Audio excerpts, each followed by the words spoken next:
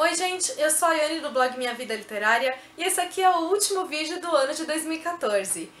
Eu sempre gosto de fazer uma retrospectiva do ano, então é isso que eu vou fazer nesse vídeo. Eu inclusive fui tagueada para responder uma tag de uma retrospectiva, elegendo melhor capa, melhor livro, pior livro, maior decepção, enfim.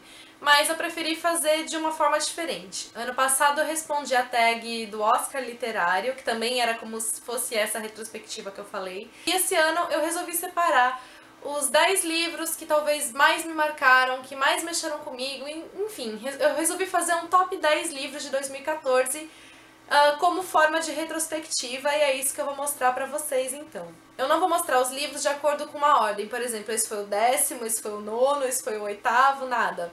Eu vou simplesmente mostrar 10 livros. Eu só fiz um top 3, que eu acredito que tenham sido os 3 livros mais tchan pra mim. Vou começar mostrando então Mar da Tranquilidade, da Katia Millay. Eu não vou contar muito da história de cada livro, porque são 10 livros. Eu vou mais contar a minha experiência com cada uma dessas leituras. E Mar da Tranquilidade eu acho que foi uma das leituras mais sofridas que eu fiz nesse ano. E não é que eu goste de sofrer, eu não sou masoquista, mas acabou sendo um livro que mexeu muito comigo. E por ele ter mexido dessa forma, dele ter sido um livro tão forte, ele acabou entrando pra mim então como um dos 10 melhores livros do ano. Por isso, porque ele mexeu muito comigo, ele conseguiu me fazer ter a visão da personagem, a compreendê-la, a sentir a mesma dor que ela sentia.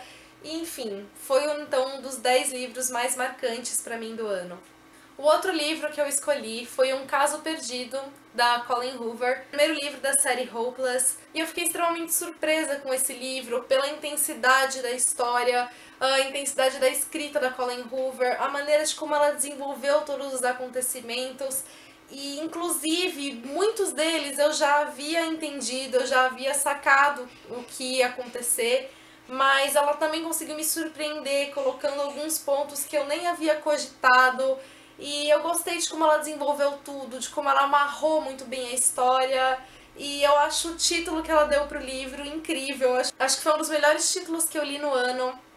E, enfim, como foi também uma história muito forte, muito marcante, o livro acabou entrando então nesse meu top 10 leituras de 2014. O próximo livro é bastante diferente dos outros, não é nada sofrido como os outros dois foram, e foi o Diário Secreto de Lizzie Bennet. Eu fiquei fascinada por esse livro, pela maneira de como ele se conecta com Orgulho e Preconceito, como ele foi uma adaptação tão fiel e tão original.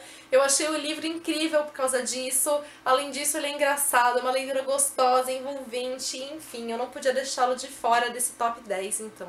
Próximo livro também, eu acho que é o que mais destoa dessa lista, foi Dias Perfeitos, do Rafael Montes. Eu fiquei impressionada com a capacidade de escrita do Rafael, como ele conseguiu criar um personagem tão perturbado, perturbador. A história perturba por causa dessa mente maquiavélica do personagem. O Theo é extremamente perturbado e eu achei incrível como o Rafael Montes desenvolveu toda a história, como ele ainda concluiu a história. Eu fiquei, acho que, indignada com o final e ao mesmo tempo impressionada, porque eu acho que foi o melhor final que ele poderia ter dado pro enredo. Enfim, a história me marcou, principalmente por causa do personagem, e eu tirei o chapéu pro Rafael Montes com essa leitura. Fiquei ainda mais curiosa para conhecer o primeiro livro dele, que foi Suicidas. Os próximos livros que eu vou mostrar vão contar como um, mas são 2. E são Amigas para Sempre e Por Toda a Eternidade, da Christine Hanna. Amigas para Sempre é o primeiro, Por Toda a Eternidade é a continuação. E eu fiquei extremamente apaixonada pela história da Kate e da Tully, a história dessas amigas. Aqui em Amigas para Sempre a gente acompanha 30 anos de amizade das duas, o desenvolvimento da vida de cada uma delas por mais de 3 décadas. E Por Toda a Eternidade você tem o fechamento da história, você tem tudo aquilo que acontece após esse livro aqui terminar. Eu não posso dar muitos detalhes para não soltar spoiler. Por Toda a Eternidade eu acho que me marcou mais do que Amigas para Sempre, me emocionou mais, por causa da complexidade da história, das personagens, dos sentimentos que elas vivem, a maneira de como a Christine Hanna conseguiu passar tudo isso pro leitor. Ela passou todas as angústias, as reflexões que as personagens fazem, E eu acho que a Tully foi uma das personagens mais marcantes do ano, mais incríveis em termos da complexidade dela. Ela é uma personagem que é muito fácil você ter raiva dela aqui em Amigas pra Sempre, por causa de várias atitudes que ela toma, decisões que ela toma. Só que ainda assim, mesmo em Amigas pra Sempre, mesmo com você tendo raiva dela em alguns momentos, você consegue compreender todas as dificuldades que ela enfrenta, e eu acho que isso se agrava ainda mais aqui em Por Toda a Eternidade. Então, a Christine Hanna criou uma trama completamente recheada de personagens complexas, e isso tudo me marcou bastante. Eu também não poderia deixar de incluir esses livros aqui nesse top 10. Os próximos livros que eu vou mostrar também eu vou mostrar em dobradinha, porque são os livros Se Eu Ficar e Pra Onde Ela Foi, da Gayle Forman. Se eu não tivesse lido Pra Onde Ela Foi, Se Eu Ficar não entraria nessa lista, porque foi um livro que quando eu li eu achei que deixou a desejar, faltou emoção, faltou sentimento, faltou uma conexão maior ali com a história.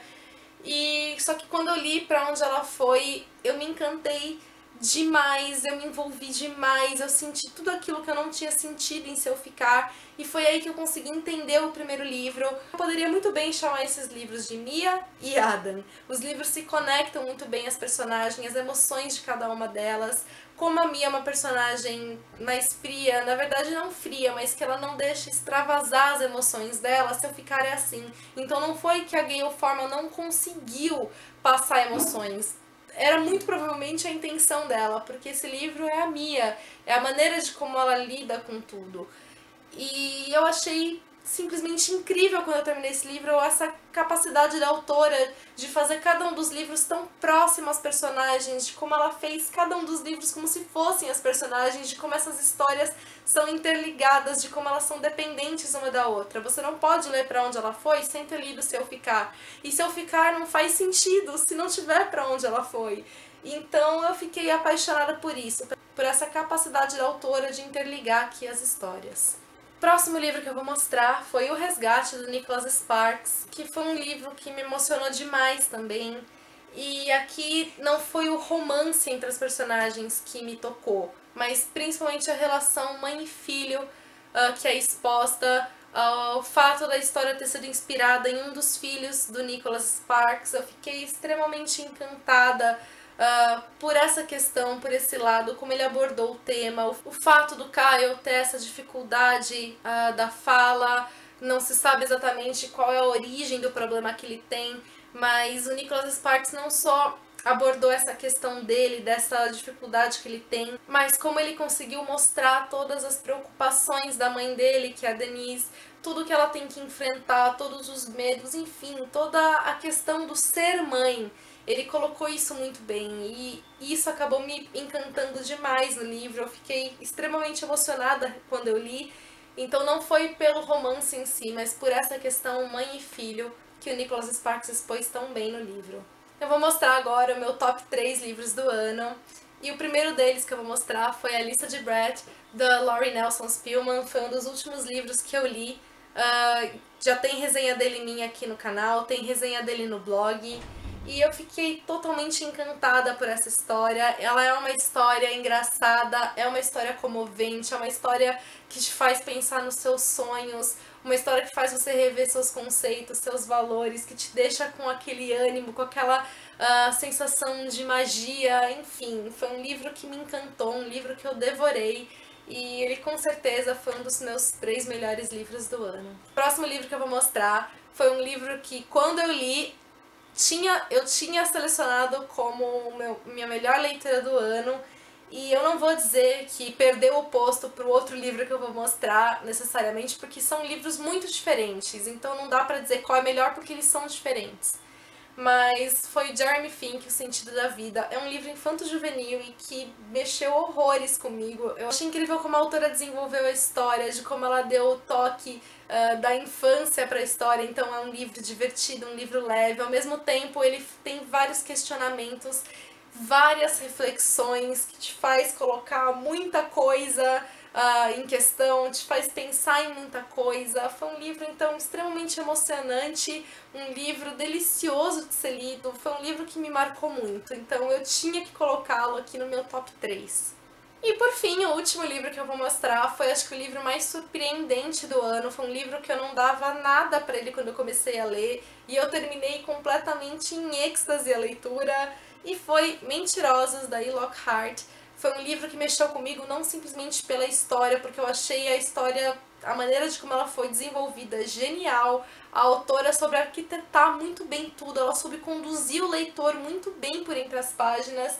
E não fosse simplesmente por isso, por toda a genialidade dela na maneira de conduzir a narrativa, de conduzir a história, mas também a própria escrita dela. É uma escrita emocionante, é uma escrita intensa, é uma escrita que consegue passar muito bem as emoções das personagens, é uma escrita poética.